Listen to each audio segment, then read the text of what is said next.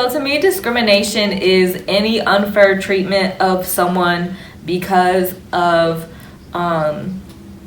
like a physical characteristic or even a mental characteristic that they have. Basically anything that's deemed unnormal by the rest of society or different. So I see discrimination as basically treating someone differently or less than you would normally treat people just because they're different from you.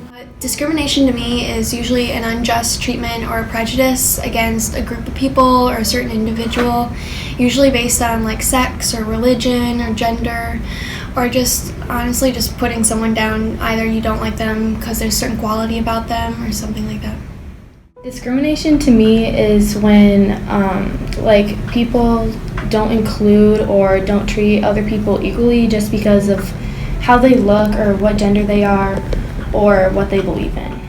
Discrimination is being treated unfairly because of how you look or who you are. Discrimination to me is when people put other people behind themselves because of who or what group they are part of.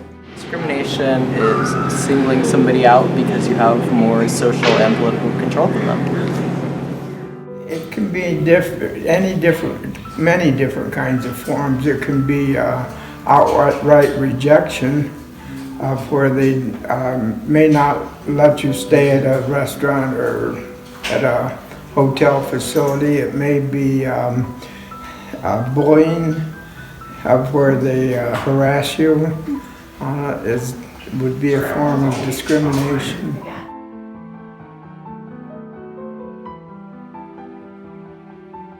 The way discrimination affects my life currently is, in the last couple years, is that, so I'm married to an immigrant and he's also black. And it seems like that's the worst things you can be in America, right? So I, as a wife, am always thinking of like, what if he gets pulled over, what could happen?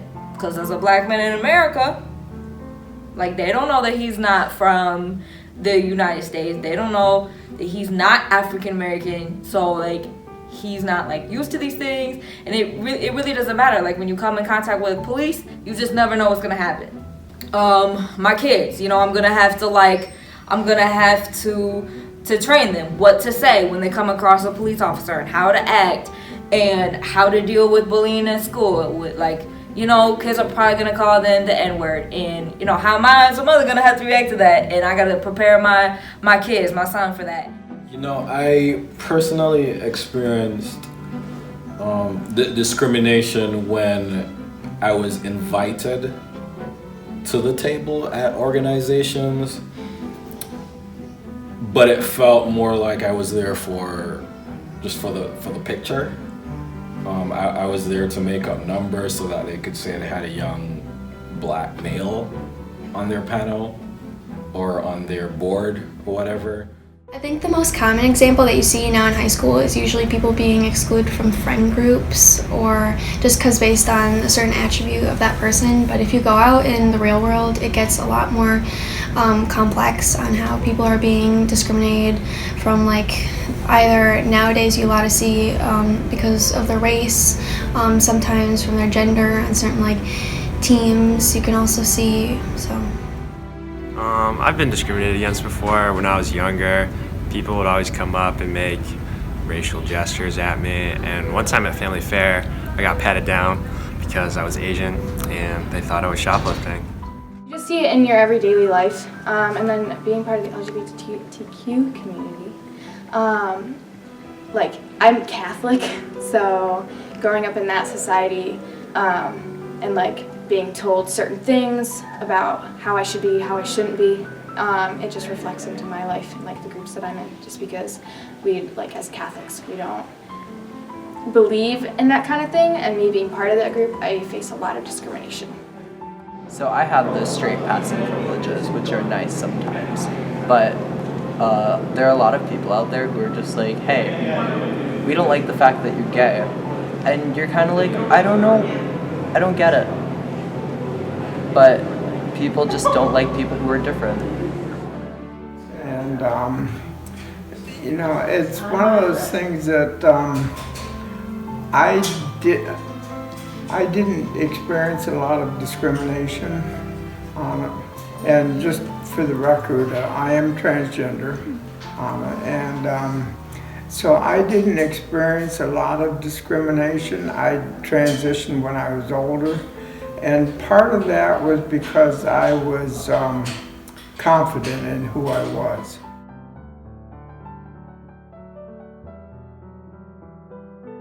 Why does discrimination exist? In America, it's from the very first discovery of this country, this side of the world, kind of ignoring the fact that it was already discovered if people are here. But the whole colonialistic mindset, imperialistic mindset, whatever you want to call it, is built on the foundation of discrimination, racism, and elitism. And so now, to fast forward to 2018, after all of this history, this attempt to scroll it back and rewind doesn't work. You can't just try to sweep history under the rug. You can't just try to ignore it like it didn't happen, because that's even more offensive to the people that live through it on a day-to-day basis. And so why does it still exist? Because people don't want to deal with it. They just want to sweep it under the rug. You know, throughout history, just humanity in general, and definitely as a nation, we have put up barriers to things that we don't understand. Whenever something is different or something new, something that maybe is a little bit uncomfortable to us because we're not used to that. Typically the response as human beings is to put up a wall or just to step back and oh, I don't know about this. And I think discrimination on a whole is really fear driven. I think discrimination exists because it's kind of our human nature to judge and classify people so we can extinguish ourselves. And so when we classify people into certain groups, we usually have self-bias against ourselves, so we think that we're usually better, so that leads to discrimination against other people. I believe discrimination exists because people naturally judge each other based on how they look or what they do, and I think we just always want to somehow compare each other to ourselves, and that's pretty much why we discriminate others. I think discrimination exists because of ignorance. I think that people are just not willing to put themselves behind other people, and they're not willing to show other people that they're worthwhile. And they're also people can be very closed-minded, which results in a lot of discrimination. And I think a lot of discrimination happens when, whether it's an LGBT person or anybody else, when they don't have that confidence.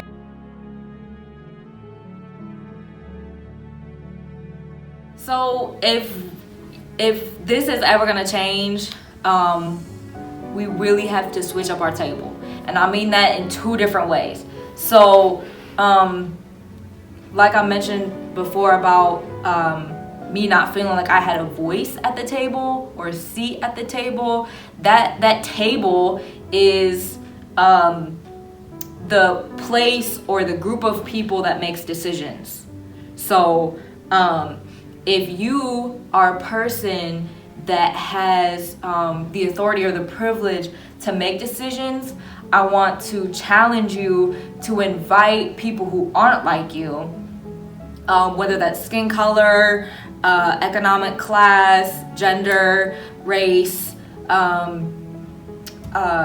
maybe even people that just think really different from you, or people that are from a different country, and invite them in to make a decision or to have a voice in something new, like a new idea. They will think of things that you would have never thought of, and together your ideas can produce something really, really valuable. The second table that's really, really important is your dinner table. So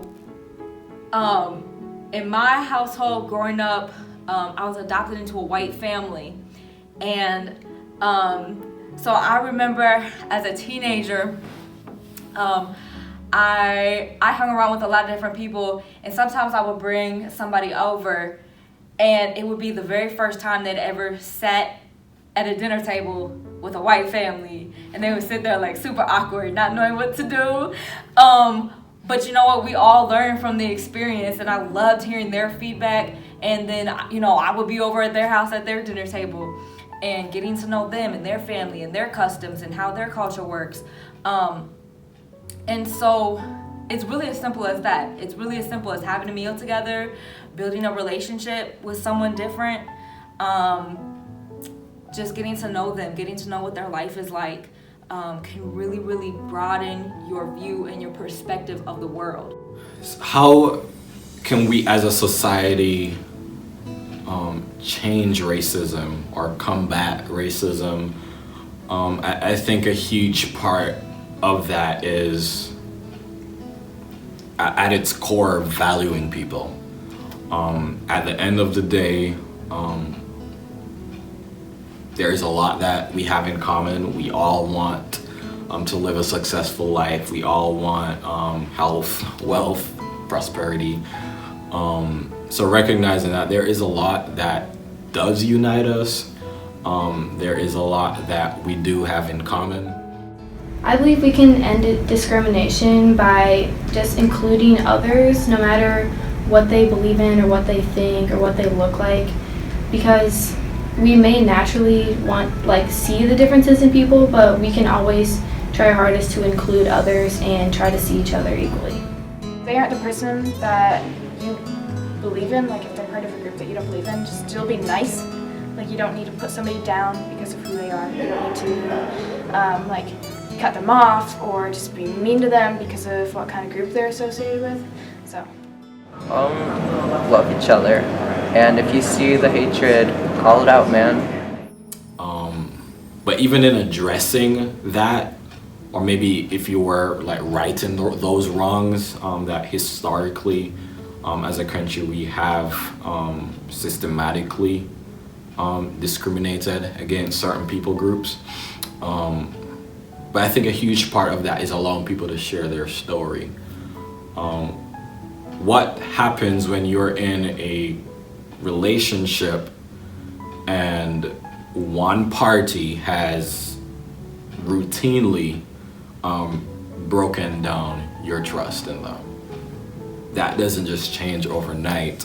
It does take some time to, for forgiveness to happen. It takes some time for the person who has always been wronged to even trust that the party who wronged them would change. And I think a big part of that is the giving people, whether it's a minority group or somebody who's just different from you, giving them the opportunity to share their story and to lament, this is how society, this is how others have treated me, so that they can find some closure. You can never heal until you find closure. I think far too often, as people share their stories, the stories are minimalized, they're cut off, and what you communicate when you do that is that your story isn't important. What you feel or have felt isn't important. But I think a big part of taking steps to resolve discrimination is allowing people to share their stories and really listening to understand what it is like in their shoes.